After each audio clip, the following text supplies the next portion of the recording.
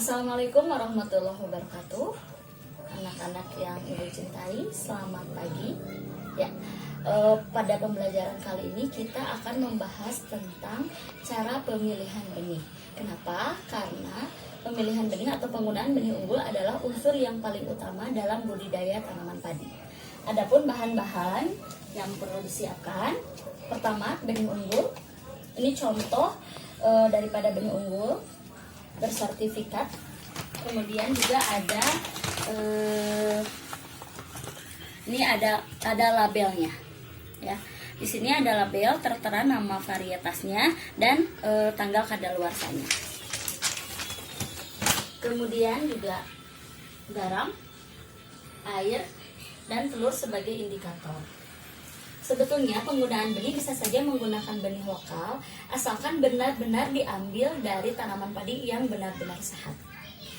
Baik, untuk pengujian benih ini, yang pertama kita siapkan airnya, kemudian kita masukkan garam. Kenapa uji benih ini harus di air garam? Karena air garam dapat meningkatkan massa jenis air. Artinya air yang diberi garam massa jenisnya lebih berat dibanding dengan air biasa. Kalau tidak ada air garam, bisa menggunakan air yang dicampur dengan abu dapur. Untuk indikator apakah garamnya sudah cukup atau belum, kita masukkan telur.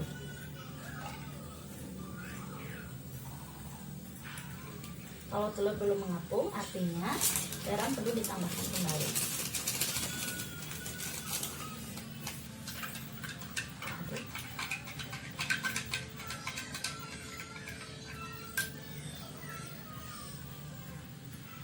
Jika telur sudah mengapung seperti ini, artinya bahwa garam dicampur ke dalam air sudah cukup, tidak perlu ditambahkan kembali. Telur ini hanya sebagai indikator saja. Kemudian kita masukkan benihnya. Kebutuhan benih per hektar rata-rata 25 sampai 30 kg per hektar. Tetapi kalau tanamnya lebih sedikit, 1 sampai 2 tunas per lubang tanam, penggunaan benih akan lebih sedikit lagi. Nah, ini cocok. Ini untuk pengujian benihnya.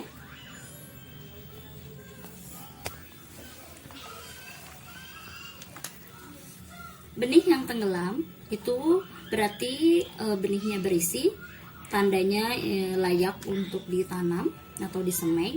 Sedangkan yang terapung ini tidak layak atau tidak baik untuk ditanam. Ini hanya sebagai indikator saja untuk menguji kelayakan benih. Nah, jika sudah terpisah seperti ini antara yang tenggelam dan yang mengapung, benih yang mengapung kita buang. Benih yang mengapung ini bukan berarti tidak tumbuh.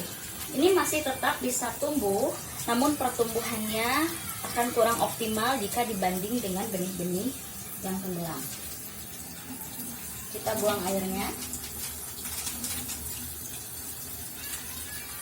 Kemudian kita bilas untuk menghilangkan air garam tadi. Proses memasukkan benih ke dalam garam juga ini dapat mematikan sumber-sumber penyakit.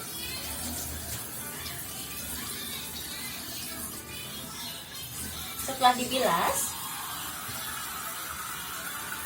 kita rendam benih ini selama 24 sampai 48 jam.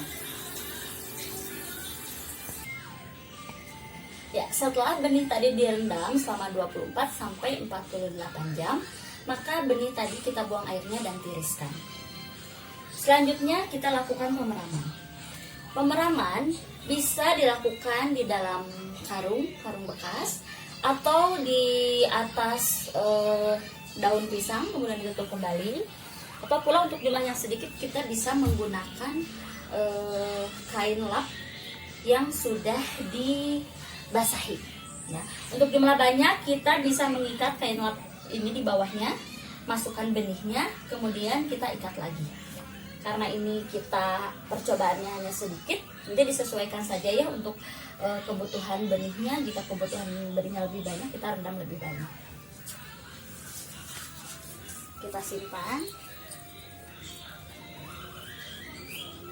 benihnya. Kita lakukan pemeraman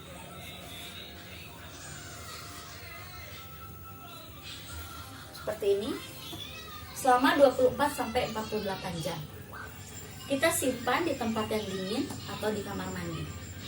Pastikan lap dalam keadaan basah. Jadi harus selalu dicek lapnya. Kemudian ketika sudah 12 atau 24 jam kita buka. Kalau misalkan sudah berkecambah itu sudah bisa disebar. Tapi kalau belum berkecambah kita tunggu sampai 48 jam. Dan jangan lupa saat perendaman benih selama 12 jam sekali kita ganti airnya. Kenapa harus kita ganti airnya? Karena setelah 12 jam kalau kita kucek akan keluar gelembung-gelembung air, yang mana gelembung-gelembung air tersebut tidak baik untuk benih tersebut. Dan juga jangan lupa ketika sudah dilakukan uji oleh air garam ini, bilas dulu oleh air supaya kadar garamnya hilang. Baik, ya. Baik, selanjutnya kita membuat kesemaian di atas nampan. Bahan-bahan atau alat-alat yang digunakan: nampan, kemudian ini daun pisang untuk alas nampan, dan ini medianya kompos atau pupuk kandang 1 bagian, tanah 1 bagian, dan arang sekam 1 bagian, 1:1:1. Sebetulnya kalau ada 2 bagian juga tidak apa-apa, bisa kompos, bisa kotoran pupuk kandang atau kotoran ayam yang sudah menjadi pupuk ya. Artinya kotoran tersebut sudah tidak berbau atau sudah menyerupai tanah. Itu artinya bahwa kotoran tersebut sudah bisa digunakan untuk pupuk. Kita aduk semua bahan ini. Kenapa menggunakan arang sekam? Ini supaya memudahkan dalam pengambilan bibit nanti. Kalau tidak ada arang sekam tidak apa-apa, 2 bagian saja. Setelah diaduk,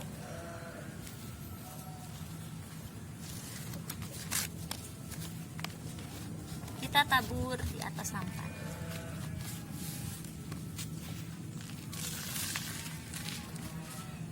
Kurang lebih 1 cm saja.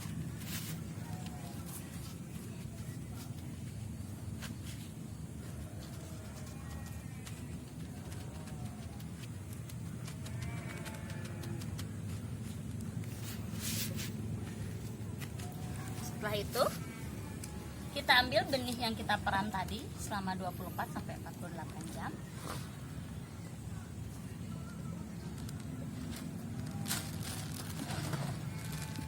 Kita tabur benih tersebut, jangan terlalu rapat.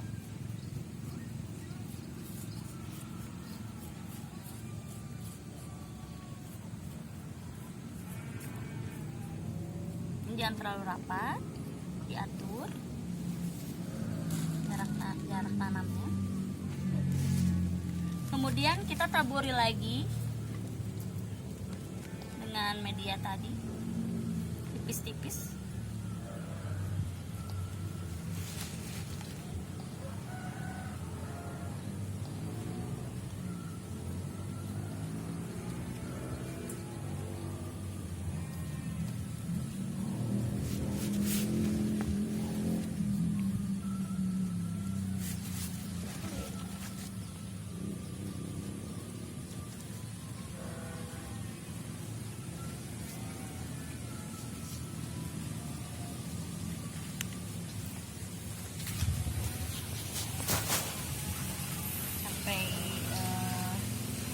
Tadi benar-benar tertutup.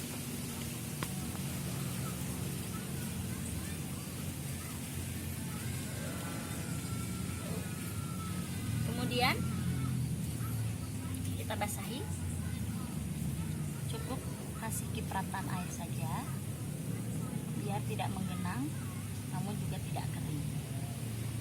Kenapa nampan tidak dilubangi di bawahnya? Biar dia cukup bisa menyimpan air.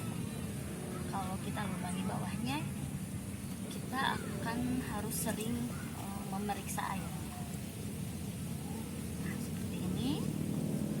Jika sudah cukup lembab, bisa di atas nampan, bisa juga di atas tray ya. Kalau di atas nampan seperti ini, indikatornya kalau sudah basah seperti ini berarti sudah cukup. Dan perlu diingat, ini jangan digenang. Kalau kita menyemainya di tray, itu cirinya jika sudah air merembes ke bawah. Kemudian kita tutup lagi.